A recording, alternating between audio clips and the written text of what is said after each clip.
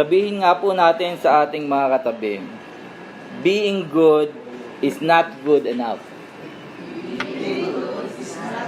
Ayan. Tayo po muna ay manalangin. Panginoon, maraming salamat po sa panahon ng pananalangin. Kayo po ang siyang patuloy na magbigay sa amin ng kaunawaan.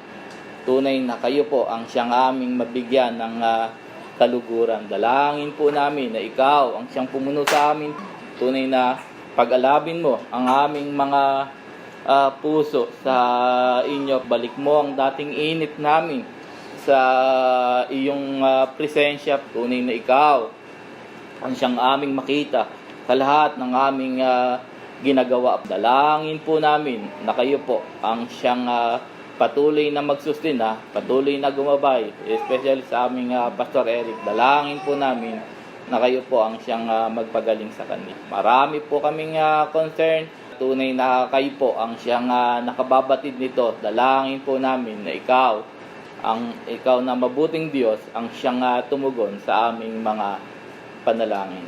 Sa inyo po ang kapurihan, sa matamis na pangalan ng aming Panginoong Diyos. Gabayan niyo po kami sa aming pag-aaral. In Jesus' name we pray. Amen. Being good is not good enough pagdating sa ating kaligtasan. Kaya mayroong pangangailangan na maibahagi ang ebanghelyo ng Panginoong Hesukristo. Being good is not good enough. Kaya mayroong pangangailangan maipangaral ang mabuting balita ng Panginoong Hesukristo dahil naniniwala tayo na hindi magkakaroon ng kaligtasan ng sino man ng hiwalay sa tamang pagkakilala sa ating Panginoong Diyos. John 14:6, Jesus said unto him, I am the way, I am the truth, I am the life. No man cometh unto the Father but by me. Notice the definite article, the. I am the way, the truth, the life. I am not one of the way. I am not part of the truth. I am not the aspect of life. Hindi ganun ang sabi ng Panginoong Jesucristo. He did not say, I will show you the way. He say, I am the way. He did not say, I'll tell you the truth. He say, I am the truth. He did not say, I'll model the life. He say, I am the life. Oh, naniniwala pa ba tayo sa mga katotohanan ng ating narinig? Oh, where is the fire? It's supposed to be burning in our bones. Tila baga nawawala ang gigil natin sa pagbabahagi ng salita ng Diyos. Alam nyo mga kapatid, kung ang bukang bibig ng mga Kristiyano noong araw, sa panahon ng Roman Empire, kung si Jesucristo ay isa lamang sa mga Diyos, palagay ko hindi sila dumanas ng matinding persecution. Kung sinabi lamang nila na siya ay isa sa mga paraan ng kaligtasan, isa sa maraming daan sa kaligtasan, hindi sila daranas ng mga kahirapan. Because the Roman Empire allowed religious pluralism as long as it will not challenge imperial authority. Pero mas pinili nila na sila'y dumanas ng paghihirap alang-alang sa kanilang Panginoon. Take for example, Peter and John. Akala nyo ba, hindi nila alam na kasasapitan nila ay pagkakulong doong sila ay mangaral ng salita ng Panginoon? Alam na alam nila ito dahil una-una sila Hudyo sila sinakop ng Imperyo Romano at alam na alam nila kung ano yung batas na ipinatutupad sa kanilang bayan. At isa pa, aral sila sa Panginoong Hesukristo. Sabi ng Panginoon sa 16:2 ng John, kayo palalayasin nila sa mga sinagoga, oo, dumarating ang oras na ang sino mang pumatay sa inyo ay aakalaing naghahandog siya sa paglilingkod sa Diyos.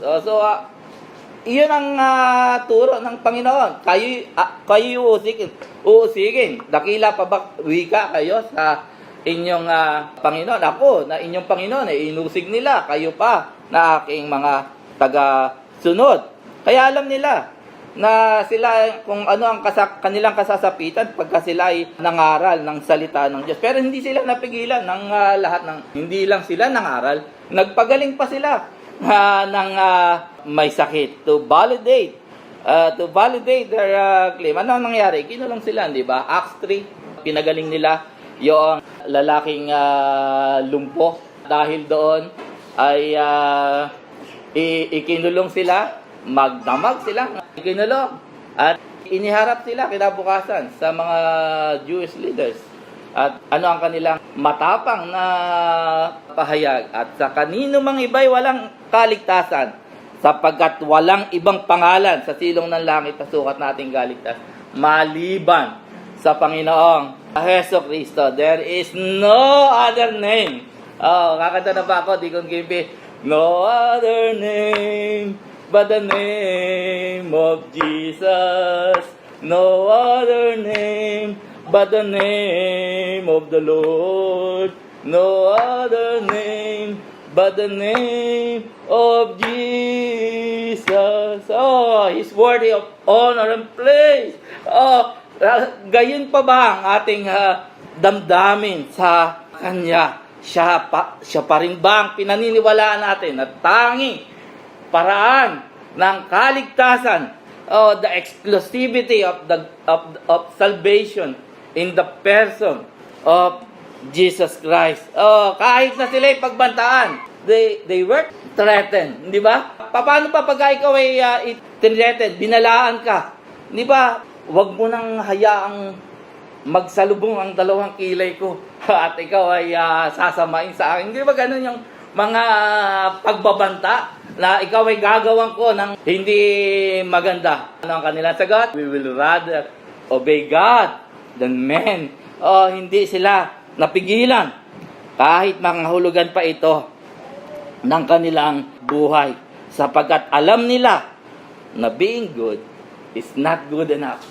Kailangang ipangaral ang salita ng Diyos, kailangang ipangaral ang Panginoong Hesus Kristo.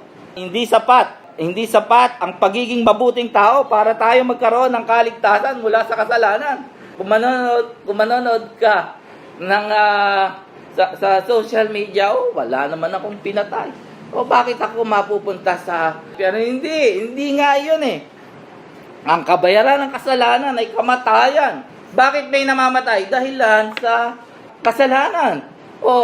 Yun ang basis ng Panginoon. Kaya mayroong kamatayan. But the gift of God is eternal life in Christ Jesus. Tungayan po natin sa hapong ito kung paano kinilos si Cornelius at ang kanyang buong sangbahayan sa kaligtasan. Madali lang ito, matatandaan nyo. 3 P. Paghahanda, pangangaral, at pagtanggap. Paghahanda, pangangaral, at pagtanggap. Ang paghahanda kay Cornelius at sa kanyang buong sangbahayan. Yun ang una. Kilalanin muna natin si Cornelius. Sino si Cornelius? Samahan nyo ako sa Acts 10 verses 1 and 2. Ang sabi ay ganito, Acts, mga gawa, na kabanatang 10, ang talata ay 1 hanggang 2. Ganito po ang sabi. At may isang lalaki nga sa Cesarea na nangangalang Cornelio, centurion ng pulutong na tinatawag na pulutong Italian band. Siya ay sundalo. Ang sabi sa ibang salin ay he was a Roman army officer in the Italian regiment. He and everyone in his home were devout and respected God. Cornelius gave many gifts to poor Jewish people and always prayed to God. Ano ang mapapansin natin doon? Siya ay relihiyoso. si Cornelius ay isang religious. Ano kaya yung, pagka ba sinabing religious, ano ibig sabihin? Palatin siguro ng pagsamba, faithful, attending church services. Kahit siguro prayer meeting, umatin siya. Nagkakaloob din si Cornelius. Being religious doesn't mean that you are saved. Being respectful to God, yun yung ibig sabihin, yung fear of God. He feared God. Sa ibang salin yun, respectful to God.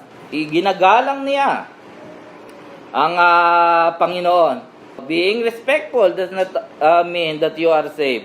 Being generous to all, especially to the poor, doesn't mean that you are saved. Being prayerful, kahit na yung pananalangin, hindi nangangahulugan na tayo ay kinilos na ng Panginoon.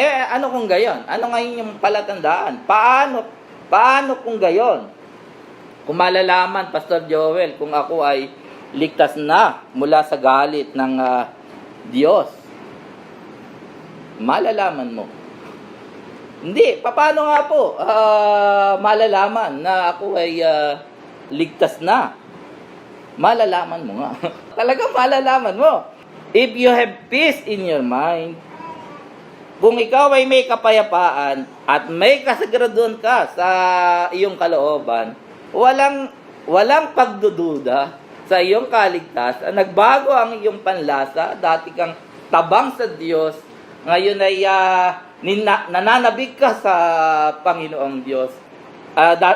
Dati kang walang panahon sa mga gawain ng Panginoon. Ngayon ay nagkaroon ka ng panlasa. Nabago ang iyong panlasa, nabago ang iyong pagpapahalaga, nabago ang iyong perspektibo sa buhay. Kung lahat ng ito ay nangyari sa iyo, malamang merong ginawa ang makapangyarihang Diyos sa iyong buhay. Para bang yung nanganak dito? Ubra bang kayo'y nanganak hindi nyo alam na nanganak kayo? Imposible yun, ano? Nanganak ka, tapos hindi mo alam na nanganak ka pala. O ipinanganak ka. Pero hindi mo alam na ikaw ay nagkaroon ng buhay. Malalaman mo kung ikaw ay nagkaroon na ng buhay sa Kanya. Let's go back to Acts 10:3 to 6. Ang sabi ay ganito, sa pagpapatuloy natin sa Acts 10, nandun na tayo sa verse 3. Ganito ang sabi, nakita niyang maliwanag si Cornelius. Nakita niyang maliwanag sa isang pangitain ng may oras na ikasyam ng araw, 3 o'clock, na pumapasok patungo sa kanya ang isang anghel ng Diyos at nagsasabi sa kanya, Cornelio. At siya, sa pagtitig niya sa kanya at pagkatakot niya, ay nagsabi, ano ito, Panginoon? At sinabi niya sa kanya, ang mga panalangin mo at ang iyong mga paglilimos ay nangapailang lang sa isang alaala sa harapan ng Diyos. At ngayon magsugo ka ng mga tao sa Jope at ipagsama mo yaong Simon na may pamagat na Pedro. Siya'y nanunuluyan sa isa sa simong magluluto ng balat na ang kanyang bahay ay nasa tabi ng dagat. Isang anghel ng Panginoon ang napakita kay Cornelio sa isang pangitain. Hindi nyo maitatanong nyo marahil, bakit kaya hindi na lang nangaral yung anghel ng Panginoon? Bakit hindi na lang siya yung nagpahayag ng gospel, ng mabuting balita ng Panginoon? Hindi nyo ba naitanong yun? Tayo lamang, yung tao lamang na nilikha ng Panginoon, ang pinagkalooban niya na magbahagi ng salita ng Diyos. Don't you feel privilege na ikaw ay binigyan ng pagkakataon para magbahagi ng salita ng Diyos. Ikaw lamang. Hindi ang mga anghel ang binigyan ng pribilehiyo na yon para ipangaral, para maging bahagi ka, maging instrumento ka ng kaligtasan ng isang kapatid. Ano nangyari? Sumunod si Cornelio. Tanda na may ginagawa na sa kanya ang Panginoon. May ginagawa na sa buhay ni Cornelio ang Panginoon. Nananalangin siya, napakita ang Panginoon, yung mga panalangin ay dinidig na. Ang iyong paglilimos ay pumailang lang sa alaala sa harapan ng Panginoong Diyos. Tumugon ang Panginoon sa panalangin ni Cornelius. Tumutugon ang Panginoon sa ating mga panalangin. Merong hindi nangyari na vacuum yung pagliligtas kay Cornelius at sa kanyang buong sangbahayan. They prayed. They prayed more. Para sa kanilang sarili, para sa kanilang mahal sa buhay. He asked his most faithful servant to go to Joppe and bring Simon Peter here at Caesarea. Sumunod siya. Alam niyo ba ang layo ng Caesarea sa Joppe? 30 miles kung hindi ako nagkakamali. 2 araw. Pero iyon ay nagutos si Cornelius. Kaya 4 na araw yun na bago nakabalik yung mga inutusan ni Cornelius. Nung mapunta na yung may paghahanda rin na ginagawa kay Simon Peter Meron din nangyari sa kanya. So, merong bumaba na yung mga different kinds of four-footed animals, different animals. Sa kanya itinuturing niya yun na marumi. Ang nilinis ng Diyos, wag mo wikang ituring na marumi. Nag-iisip siya kung ano ang ibig sabihin kaya nung aking pangitain. Then, dumating yung mga inutusan ni Cornelius at pinatuloy niya. Kinabukasan, ito nang nangyari sa 24, ay suggest na gawin yung devotion, yung Acts 10 na ito, 1 to 48 lang naman. Itong para maintindihan natin, tayo mapaalalahanan muli sa golden truths na meron dito meron kung paano kinilos ng Panginoon si Cornelius at ang kanyang buong sangbahayan. Sa 24, ang sabi ay ganito, at nang kinabukasan ay nagsipasok sila sa Caesarea at sila'y hinihintay ni Cornelius na tinipon nito ang kanyang kamag-anakan at kanyang mga kaibigang minamahal. Yung 4 days, tinipon niya yung kanyang mga lahat ng kamag-anakan at kanyang minamahal na kaibigan. Kung talagang minamahal natin yung ating mga kamag-anak, yung ating mga kaibigan, we will make a way to bring them under the study of the Word. Kung mahal talaga natin, kung mahal-mahalan lang wala na tayong magagawa ron. Sabi nga nung aking tatang, kasi may kaibigan ako. Kung ituring ko aking best friend sa New Frontier, namatay yung kanyang tatay. Sabi sa akin nung tatang ko, nung nabubuhay pa, hindi ko ba pupunta doon sa kaibigan mo, namatay yung kanyang tatay. Hindi po ako medyo masama po pakiramdam ko. Ang sabi sa akin ng tatay ko, ng tatang ko, kaibigan puti ka lang pala ibig sabihin wala kang kwentang kaibigan.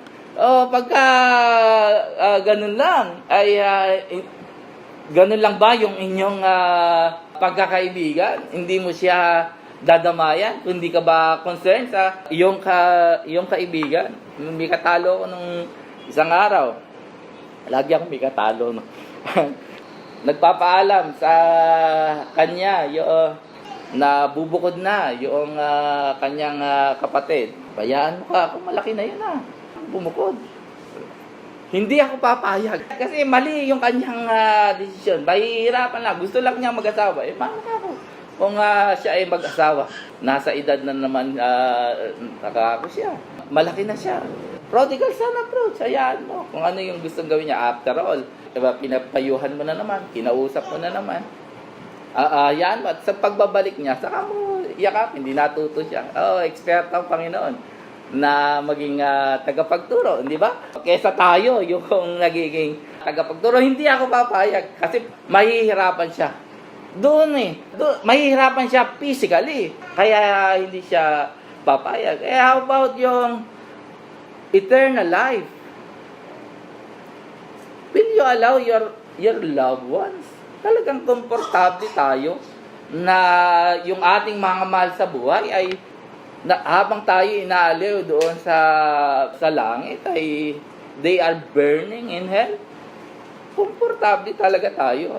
Kaya yung kaisipan na yun kahit minsan ba nagkaroon ng pag-aaral ng salita ng Diyos yung kung talagang mahal mo, nagulat nga ako kila Shamil, kila Mari nung open up ko sa kanila na gusto kong mag-Bible study doon sa kanilang kumari Tess Marie. Actually sir, matagal na namin ipinag-pray. Yun yung unang dapat mong gawin. Kung talagang mahal mo, yung mahal sa buhay na hindi pa nakakilala sa Panginoon, you pray. Then you act on it. Magandang pagkakataon. Yung ladies fellowship, magandang pagkakataon. Yung Bible conference, bring them in. Para sila makarinig ng salita ng Diyos. Gugustuhin mo na sila'y makarinig ng salita ng Diyos. At ganito, si Cornelius, hindi niya, ako lang. Hindi siya selfish na ako lang ang gusto kong magkaroon ng kaligtasan. Hindi, tinipon niya. He makes sure na nandoon yung kanyang mga kamag-anakan. Naalala ko tuloy si Tatay Manoling. Tatay Manoling, ginamit niya yung kanyang pagiging panganay. Tayo mag-Bible study. Nandito si Brother Joel. Use our influence to bring them under the teaching of God's Word. Kasi doon lang sila magkakaroon ng kaligtasan Palagi ba maliligtas sila? Ka-scroll nila sa video clips sa Facebook. Palagi ba sa mga jokes maliligtas sila sa kapapakinig kay Boy Abunda. Sa 25, at nangyari pagpasok ni Pedro ay sinalubong siya ni Cornelio at nagpatira pa sa kanyang paanan at siya sinamba. Pagkakataon na ito. Si Peter sinasamba, pinapupurihan. Hindi mga agaw, hindi glory grabber si Peter. Itinayo niya kagad si Cornelio, magtindig ka. Ako man ay tao rin. Sa pakikipagsalitaan niya sa kanya, ay pumasok siya at kanyang naratnan ang maraming nangagkakatipon. Dream ng bawat preacher yan, pastoral, marami ang nagkakatipon. Handa na. Sila'y nananabik. Nananabik sila sa sasabihin ni Peter sa ipag-uutos ng Panginoon through Peter. At eto na, yung pangangaral. Nangaral si Peter at binuka ni Pedro ang kanyang bibig at sinabi, tunay nga na natatalastas ko na hindi nagtatangi ang Diyos ng mga tao, kundi bawat bansa siya na may takot sa Kanya ay gumagawa ng katwiran at kalugod-lugod sa Kanya. Hindi siya nagtatangi ng tao. Kahit yung dumalo sa atin na si Rodel ay maaaring, I don't know, hindi ko siya kilala personally, pero maaari siyang kilusin ng Panginoong Diyos. Yung pagtuturo ni Peter doon sa 36, ang salita na kanyang ipinadala sa mga anak ni Israel na ipinangangaral ang ebanghelyo ng kapayapaan sa pamamagitan ni Hesus Kristo.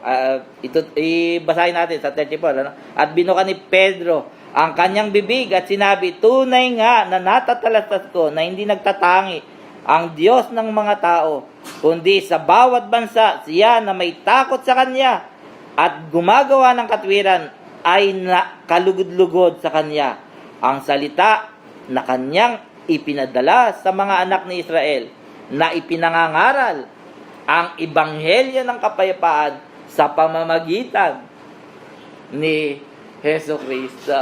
Ipinakilala niya ang Panginoong Hesus Kristo, hindi nagbabago ang mensahe ng kaligtasan. They must know Jesus Christ. Kailangan nilang marinig, kailangan nilang makilala ang Panginoong Hesus Kristo. Ano ang nangyari after nung nilang marinig ang Panginoon? Muling nangyari yung nangyari doon sa Pentecost sa 44. Samantalang nagsasalita pa si Pedro ng mga salitang ito, ay bumaba ang Espiritu Santo sa lahat na nakikinig ng salita. Kinilos sila ng Panginoon. Kung sila ay nakikinig, ang Espiritu Santo ay bumaba, kumilos sa kanila, sa mga nakikinig ng salita. Kung wala sila doon sa pagtitipon, kung wala sila doon sa Bible study, palagay nyo ba sila ay kikilusin ng Panginoon? Of course not. Sabi, samantalang nagsasalita pa, hindi pa natatapos si Pedro sa kanyang pangaral. Kinilos na sila ng Espiritu Santo sa lahat na nakikinig, at silang sa pagtutuloy na nagsisisampalataya ay namangha. Yung mga kasama ni Peter, namanghang lahat na nagsiparoong kasama ni Pedro, sapagkat ibinuhos din naman sa mga hentil ang kaloob na Espiritu Santo, sapagkat nangarinig nilang nagsasalita ang mga ito ng mga wika at nangagpupuri sa Panginoon. Sila, paano nila tinanggap ang pagkilos ng Diyos, ang pagkilos ng Espiritu Santo? Sila ay tinanggap nila ito na nagpupuri sa Panginoon. Pinupuri nila, salamat. Kami na dating walang pag-asa ay nagkaroon ng pag-asa. Ikaw, tayo, ang instrumento ng Panginoon para magdala ng kaligtasan sa mga tao, sa mga taong hindi pa nakakakilala sa Kanya. We must evangelize. Magkausap kami noon ni Pastor Jabez, at sabi niya, ganito ang ginagawa namin para sa evangelization. Yung pong bawat member, yung kanilang mga mahal sa buhay, nagkakaroon sila ng Bible study. When is the time? When is the last time na nagkaroon ng pag-aaral ng salita ng Diyos sa inyo? Si Cornelius, ginamit niya yung kanyang place na maging venue para sa pangangaral ng salita. At ginawa natin ito. Dati pa, yung cottage prayer meeting, napaalalahanan ako na ginawa din natin yung bagay na yun, no? Pero ngayon, yung pwede nating i-consider, we begin to pray. We need to pray about it. Yung tayo ay muna ay manalangin sa Panginoon. Ang pagkilos ng Panginoon sa buhay ni Cornelius ay muna may paghahanda. At yung paghahanda, kasama doon yung pananalangin. And then yung pangangaral at yung pagkakaroon nila ng kaligtasan. Sila ay nagpupuri. Ikaw pa ay nagpupuri pa rin sa Panginoon. Nananabi. I could imagine na sila, nung hindi pa nila naririnig si Pedro. Hindi nila kilala si Pedro eh. Nananapik sila. Ano kaya yung sasabihin ni Pedro? Meron silang buong pananabik na makinig sa salita. Kaya sila nandoon ay para makinig ng pangangaral. Tayo, bakit tayo nandirito? Bakit ka nagpupunta sa bawat pagsamba? Hindi lang para magpalamig, kundi para makinig ng salita ng Diyos, para magkaroon tayo ng kalaguan, para matutunan natin magbahagi ng salita ng Diyos sa iba. Tayo manalangin. Panginoon, maraming salamat po sa inyong pagpapaalala. Tunay na dalangin po namin na kayo ang siyang gumawa sa aming puso, Panginoon.